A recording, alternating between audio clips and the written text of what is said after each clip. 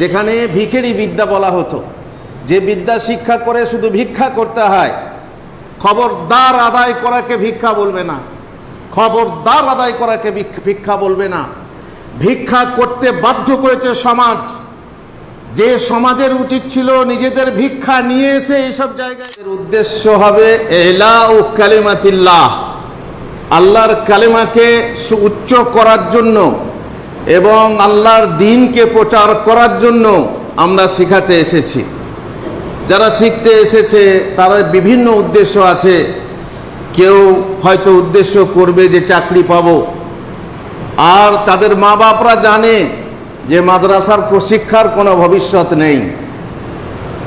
তবুও আমি বলবো, ছাত্রদেরকে অনুরোধ করব, খবরদার মনের ভিতর থেকে এই জিনিসটা দূর করে দাও। সেই জামানা আর নেই যেখানে ভিখারি বিদ্যা বলা হতো, যে বিদ্যা শিক্ষা করে শুধু ভিক্ষা করতে হয়। খবরদার আদায় করাকে ভিক্ষা বলবে না, খবরদার আদায় করাকে ভিক্ষা বলবে না।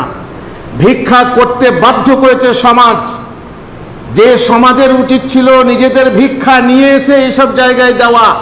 তাদের যাকাত, ফিতরা, ওসর, তাদের চাঁদা অন্য জায়গায় যখন টাকা দেয়, পার্টিকে দিলে চাঁদা হয়, আর যখন দিনকে দিবে তখন ভিক্ষা হয়। তাদের উচিত ছিল নিজে পকেটে করে নিয়ে সেই সব জায়গায় পৌঁছে দেওয়া।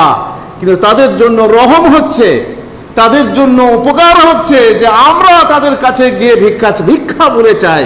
তারা মনে করে ভিক্ষা নয়। তাদেরকে পবিত্র করার জন্যে, তাদেরকে পরিচ্ছন্ন করার জন্যে, তাদের সময় বাঁচানোর জন্য আমরা তাদের দরজায় যাই, ভিক্ষা করতে যাই না। আমরা ভিক্ষা করি না। খবরদার ভিখারি বিদ্যা বলবে না। তোমরাই বলেছো ভিখারি বিদ্যা, তোমরাই নাম দিয়েছো ভিখারি। আমরা ভিখারি নই। আমাদের যে মান সম্মান আছে তোমরা দাওনি, ফলে আমরা চাইতে গেলে তোমরা ভিখারি বলো। আর ভিখারি তোমরা যখন চাইতে যাও তখন চাঁদা করা বলো।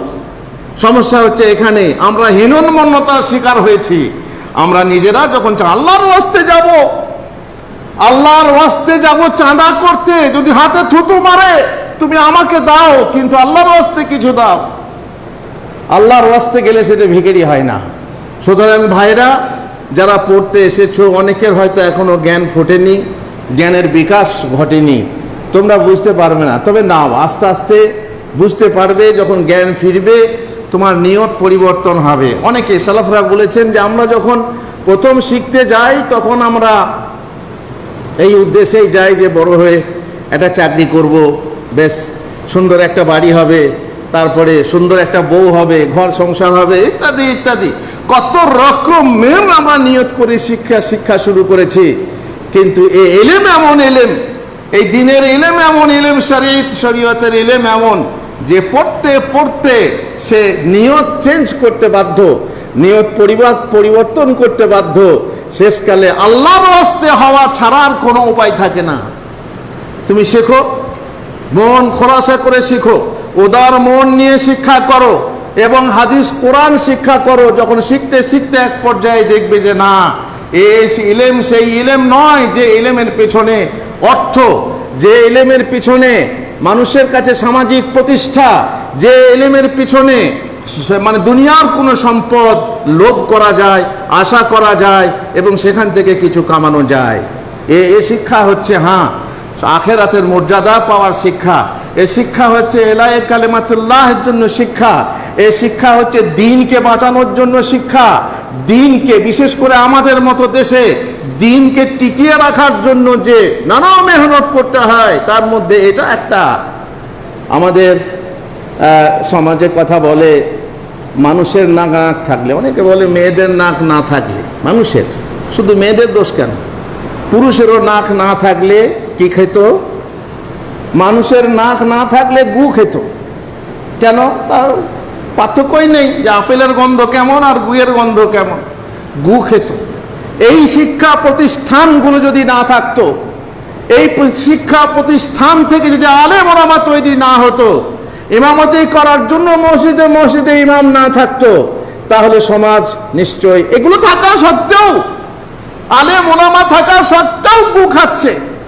তাহলে চিন্তা করে দেখো যে যদি আলেম ওলামা এইসব জায়গা থেকে তৈরি না হয়, তাহলে সমাজ আরো গুখেত এবং সমাজ অধঃপতনের অতল তলে এইভাবেই তলিয়ে যেত, যেভাবে তলিয়ে যাচ্ছে তার থেকেও বেশি। আল্লাহুল মুস্তাআন।